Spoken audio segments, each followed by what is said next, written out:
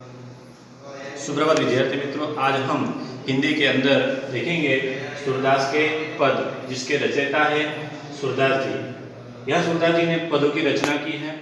पहले सूरदास जी के बारे में हम जानकारी प्राप्त करते हैं कि सूरदास जी का जन्म दिल्ली के पास सिही नामक गांव में हुआ था, लेकिन कुछ लोगों का कहना है कि उनका जन्म मथुरा के पास रेणुका क्षेत्र में हुआ था। यानी उनका जो जन्म है वह विवादास्पद है। अभी भी पता नहीं चला है कि उनका जन्म सही मायने में कहा हुआ था। विद्यार्थी मित्रों, आज हम जो सूरदास के पद देखने जा रहे हैं, तो जो सूरदास जी है वह भगवान श्री कृष्ण के अनन्य भक्त थे और उन्होंने भगवान श्री कृष्ण की जो भक्ति है उस भक्ति को यहाँ पर हमारे सामने प्रस्तुत करने की कोशिश की है। सूरदास जी ने यहाँ पर सूरदास के पद के अंदर दो पदों की रचना की है। जो पहला पद है उस पद के अंदर भगवान श्री कृष्ण की महिमा के बारे में उन्होंने जानकारी दी है और उन्होंने कहा है कि भगवान श्री कृष्ण के अलावा उनका मन कहीं और नहीं लग सकता। यानी यहाँ पर भगवान श्री कृष्ण की महिमा पहले पद में उन्होंने बताई है। और जो दूसरा पद है उस दूसरे पद के अंदर भगवान श्री कृष्ण के जो बाल स्वरूप है और बाल कृष्ण की जो लीलाएं हैं, जो उनकी सुंदरताएं हैं, उनकी जो मोहकता है, उसका यहाँ पर वर्णन उन्होंने दूसरे पद में किया है। तो पहले विद्यार्थी मित्रों, हम पहले पद को पंक्तियों के द्वारा समझेंगे। मेरो मन अनंत कहा सुख पावे। पहले बताया है कि मेरो यानी मेरा मन, अनंत अनंत यानी कि यहाँ पर देख सकते हैं कि अन्य स्थान पर, अन्यत्र, यानी मेरा मन अन्य कहाँ सुख पा सकता है, यानी दूसरी जगह पर मेरा मन लग ही नहीं सकता है।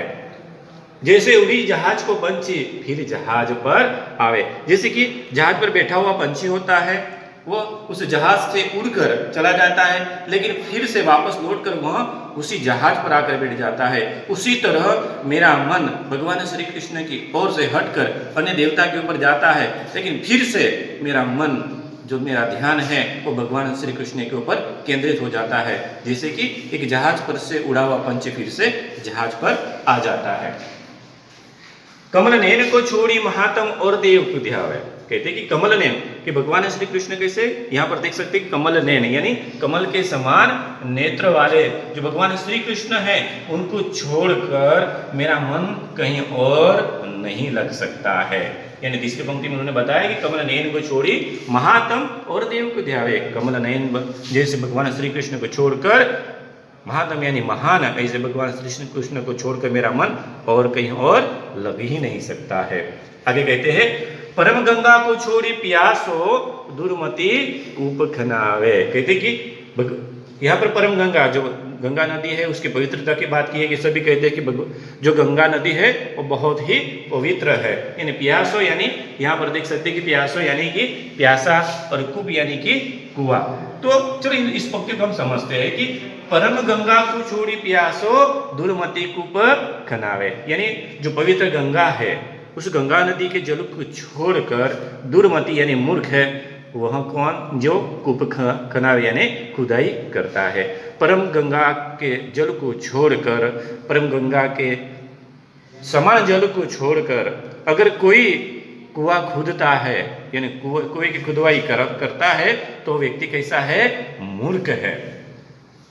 जिहि मधुकर अम्बुज रस चाख्यो क्यों करिल फल भावे।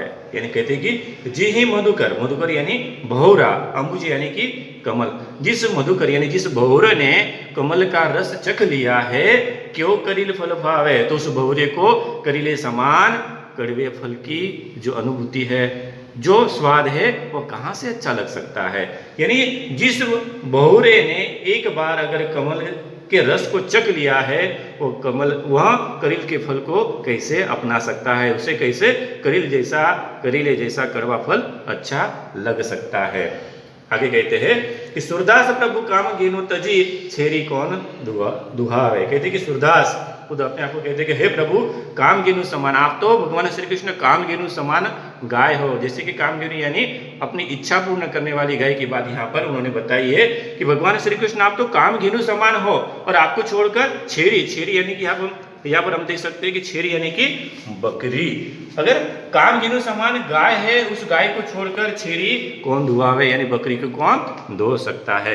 यानी यहाँ पर विद्यार्थी मित्रों पहले पद के अंदर भगवान श्री कृष्ण की महिमा के दर्शन यहाँ पर हमारे सामने प्रस्तुत किया है। उन्होंने कहा है कि मेरा मन अनंत यानी कोई और देवता के अंदर मन लग ही नहीं सकता। भले ही एक पंछी जैसे जहाज से उड़कर फिर से वापस उस जहाज पर आ जाता है, अगर मेरा मन भटकता है कोई और देवता के अंदर, लेकिन फिर से मेरा मन भगवान श्री कृष्ण के ऊपर केंद्रित हो जाता है। यानी जो भौरा होता है, उस भौरे ने अगर कमल जैसे मीठे रस को चख लिया तो उसे जो करीले जैसा कड़वा फल अच्छा नहीं लग सकता है। और जैसे भगवान श्री कृष्ण हैं, उन्हें छोड़कर, भगवान श्री कृष्ण तो कामधेनु समान है, उन्हें छोड़कर अगर मैं बकरी दुआ यानी दूसरे भगवान के ऊपर मैं दृष्टि कैसे केंद्रित कर सकता हूँ, यानी यह बात उन्होंने यहाँ पर बताई है। अब दूसरा देखते हैं दोहा।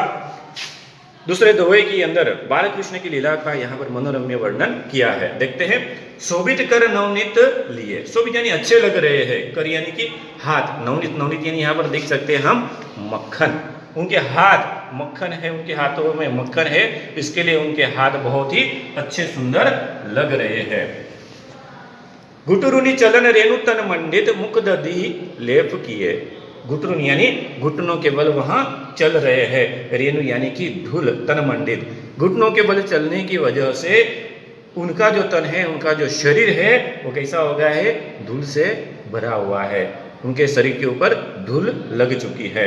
आगे कहते हैं मुख दधी लेप किए, और उनके मुख पर क्या है, दधी, दधी यानी दही का लेप किया हुआ है, यानी घुटनों के बल चलने की वजह से उनका शरीर धूल से भर चुका है और उनके मुंह के ऊपर क्या लगा हुआ है, दही का लेप लगा हुआ है। आगे कहते हैं चारु कपोल लोल लोचन गोरोचन तिलक दिए, कहते कि चारु, चारु यानी यहाँ पर हम देख सकते हैं कि सुंदर, कपोल यानी कि गाल, और गोरोचन यानी तिलक करने का पीला द्रव्य। तो समझते इस पंक्ति को क्यों कि चारु कपोल, जो कपोल यानी कि उनके गाल कैसे, चारु यानी एकदम सुंदर है, लोल यानी चंचल, लोचन जो उनकी आंखें है वो बहुत ही चंचल है, जो गाल है वो बहुत सुंदर है और उनकी आंखें कैसी है, एकदम चंचल है। और गोरोचन तिलक दिए, और उनके मस्तक पर क्या किया है, तिलक किया हुआ है, पीले रंग का जो द्रव्य होता है उसका उन्होंने अपने मस्तक के ऊपर तिलक किया हुआ है।